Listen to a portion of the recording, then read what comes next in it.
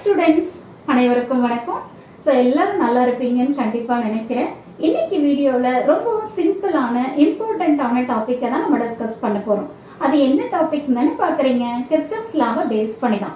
So Kirchhoff's loss எடுத்துக்கிட்டிங்கன்னா நமக்கு ரெண்டு லா இருக்கு. ஒன்று வந்து கிர்ச்சாஃப்ஸோட கரண்ட் லா, இன்னொன்று கிர்ச்சாஃப்ஸோட வோல்டேஜ் லா. இன்னைக்கு நம்ம பார்க்க போறது கிர்ச்சாஃப்ஸோட கரண்ட் லாவை பேஸ் பண்ணி ப்ராப்ளம் எப்படி பண்ணணும். ரொம்ப இம்பார்ட்டன்டான 2 மார்க் ப்ராப்ளம் தான், சரிங்களா?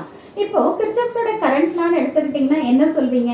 Some of the incoming currents is equal to sum of the outgoing கரண்ட்னு சொல்வீங்க. அப்படி இல்லைன்னா என்ன சொல்வீங்க? The algebraic sum of all the currents at a particular node is equal to 0ன்னு சொல்வீங்க.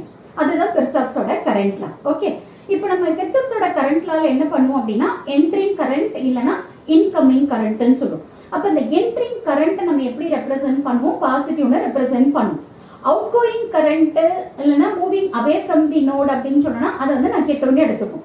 அந்த கான்செப்டை யூஸ் பண்ணி தான் இந்த ப்ராப்ளமை நம்ம ரொம்ப ஈஸியா கம்ப்ளீட் பண்ண போறோம். வாங்க பார்க்கலாம். ஸோ ஃபர்ஸ்ட் பாருங்க. ஸோ இதுதான் கொடுத்துருக்கிற சர்க்கியூட். என்ன மேடம் கோலமா போட்டுட்டு இதை ஒரு சர்க்கியூட்னு சொல்றீங்க அப்படின்னு தானே பாக்குறீங்க? ஸோ இது கொடுத்துருக்கிற சர்க்கியூட். ஸோ இதுல வந்து பாத்தீங்கன்னா I1 I2 இந்த ரெண்டு கரண்ட்டை ஃபைண்ட் அவுட் பண்ண போறோம்.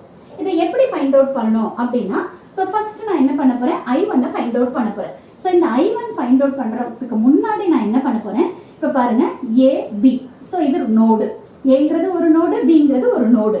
இப்போ இங்க நமக்கு வந்து எதுவுமே இல்லை, எந்த ஒரு கரண்ட்டும் இல்லை, இதுல ஃப்ளோ ஆகல. இப்போ நான் என்ன பண்ணலாம் அப்படின்னா இது ரெண்டுத்தையும் மர்ஜ் பண்ணிக்கலாம். அப்ப மர்ஜ் பண்ணோம்னா என்ன ஆகும் அப்படின்னா டைரக்டா இப்படி வந்துடும், இதோட போய் ஜாயின் ஆயிடும். அப்ப இப்படி வந்துடும், நம்ம கரெக்டா மர்ஜ் ஆயிடுச்சு. இப்போ நான் என்ன பண்ண போறேன் அப்படின்னா எனக்கு I1 வேணும். ஸோ அப்ப நான் என்ன பண்றேன்? நோடு B எடுத்துக்கிறேன். அப்ப நோடு B ல I1 கரண்ட்ங்கிறது moving towards the node point. அப்ப டுவர்ட்ஸ் தி நோட் பாயிண்ட் அப்படின்னா பாசிட்டிவ். அப்ப நம்ம என்ன எழுதலாம்? I1 ன்னு எழுதிக்கலாம். ஓகே, நெக்ஸ்ட் பாருங்க, இந்த 8 ஆம்பியர் கரண்ட். ஸோ இந்த 8 ஆம்பியர் கரண்ட்டும் என்ன ஆகுது? Moving towards the node point. டுவர்ட்ஸ்ங்கிறதுனால பாசிட்டிவ். ஓகே, நெக்ஸ்ட் வந்து பாத்தீங்கன்னா 2 ஆம்பியர். ஸோ இந்த 2 ஆம்பியரும் என்ன ஆகுது? மூவிங் டுவர்ட்ஸ் தி நோடு B. அப்ப இதை மர்ஜ் பண்ணிட்டோம் அப்படின்னா இந்த நோடையே கன்சிடர் பண்ண தேவையில்லை, அப்படியே இங்க போய்க்கலாம். சரியா? இப்போ இந்த 2 ஆம்பியரும் என்ன ஆகுது? மூவிங் டுவர்ட்ஸ் தி நோடு B. அப்ப நான் என்ன பண்றேன்? +2ன்னு எடுத்துக்கிட்டேன். ஓகே, நெக்ஸ்ட் பாருங்க, இந்த நோடு B ல இருந்து இந்த 3 ஆம்பியர் வெளியில போகுது, தட் இஸ் மூவிங் அவே. அப்ப மூவிங் அவே அப்படின்னா நம்ம என்ன பண்ணணும்? மைனஸ் போடணும். ஸோ அப்ப திஸ் இஸ் ஈக்குவல் டு 0. அப்ப இந்த நோடு நான் எடுத்துக்கிட்டேன். இந்த நோடுல நான் கிர்ச்சாஃப்ஸோட கரண்ட் லாவும் அப்ளை பண்ணியிருக்கேன். ஸோ உங்களுக்கு நல்லா தெரியும், sum of the incoming current is equal to sum of the outgoing current or the algebraic sum of all the currents at a particular node is equal to 0.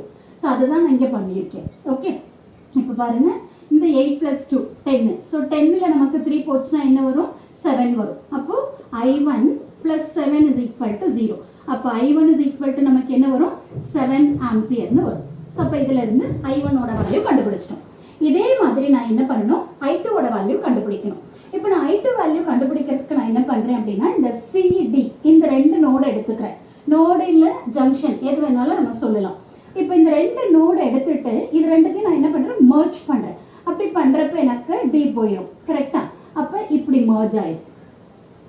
Okay, இப்படி வந்துடும். இப்ப பாருங்க, இப்ப நான் என்ன பண்றேன் அப்படின்னா இந்த C நோட எடுத்துக்கிறேன். அப்ப இந்த C நோட எடுத்துக்கிட்டேன் அப்படின்னா சோ இதுல இருந்து I2ங்கிறது வெளியில போகுது.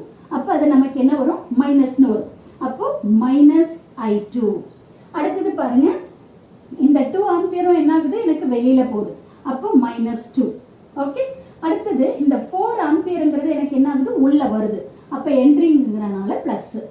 அடுத்து C ல இருந்து பாத்தீங்க அப்படின்னா இந்த I1ங்கிறது வெளியில போகுது. அப்போ -I1 = 0. கரெக்ட்டுங்களா? இந்த C எடுத்துக்கிட்டீங்கன்னா I1 வெளியில போகுது, I2ம் வெளியில போகுது, 2 ஆம்பியரும் வெளியில போகுது, 4 ஆம்பியர் மட்டும்தான் எனக்கு உள்ளுக்குள்ள வருது. சரியா? சோ அப்ப இந்த ஈக்குவேஷன் எழுதிட்டீங்க. சோ இதுல வந்து பாத்தீங்கன்னா I1ங்கிறது நமக்கு என்ன கிடைச்சது? -7 கிடைச்சது. அப்போ -2 மைனஸ் இங்க பாருங்க 4ல 2 போச்சுன்னா நமக்கு என்ன வரும்? +2 வரும். இங்க மைனஸ் ஆல்ரெடி நமக்கு அங்க என்ன இருக்கு? மைனஸ்னு இருக்கு. So this is equal to 0. அப்போ -I2 + 9 = 0. அப்ப இதுல இருந்து நம்ம என்ன எழுதிக்கலாம்? I2 = 9 ஆம்பியர்னு எழுதிக்கலாம். கரெக்ட்டுங்களா? சோ இந்த மாதிரி தான் நீங்க என்ன பண்ணணும் அப்படின்னு சொன்னீங்கன்னா உங்களோட ப்ராப்ளமை ஆன்சரை ஃபைண்ட் அவுட் பண்ணணும். கொடுத்துருக்கிற ப்ராப்ளம்க்கு ஆன்சரை ஃபைண்ட் அவுட் பண்ணணும். மேடம் இதை நான் வந்து மர்ஜ் பண்ணாமே அப்படியே கூட பண்ணலாமே, எதுக்கு நான் merge பண்ணணும், ஏ இருந்தா என்ன அப்படின்னா ஒன்றும் பிரச்சனை இல்லை. நீங்க அப்படியே ஏ எடுத்துட்டு கூட நீங்க என்ன பண்ணலாம், இது எல்லாமே வந்து பாத்தீங்கன்னா ஒரே இதுதான், வயர் மாதிரி தான் கணக்கு. சரி, அங்க எந்த ஒரு கரண்ட் பிரான்ச்சும் கொடுக்கல அப்படிங்கிறப்ப அது வந்து கணக்கு வந்து வயர் மாதிரி தான். ஸோ அதனால நீங்க merge பண்ணாம அப்படியே ரொம்ப டேலண்டா இருக்கும், நம்ம அப்படியே போட்டுடலாம் அப்படின்னா அப்படியும் போடலாம், ஒண்ணுமே பிரச்சனை இல்லை. ஸோ அப்போ இதுல வந்து உங்களுக்கு என்ன தெரியணும் அப்படின்னா, என்ட்ரிங்க்கு என்ன வரணும், லீவிங்க்கு என்ன வரணும் அப்படிங்கிறது மட்டும் தெரிஞ்சா போதும். இந்த ப்ராப்ளமை ரொம்ப ஈஸியா நீங்க கம்ப்ளீட் பண்ணிக்கலாம். ஸோ கண்டிப்பா இந்த வீடியோ உங்களுக்கு யூஸ்ஃபுல்லா இருக்கும்னு நினைக்கிறேன். தேங்க்யூ ஃபார் வாட்சிங் திஸ்.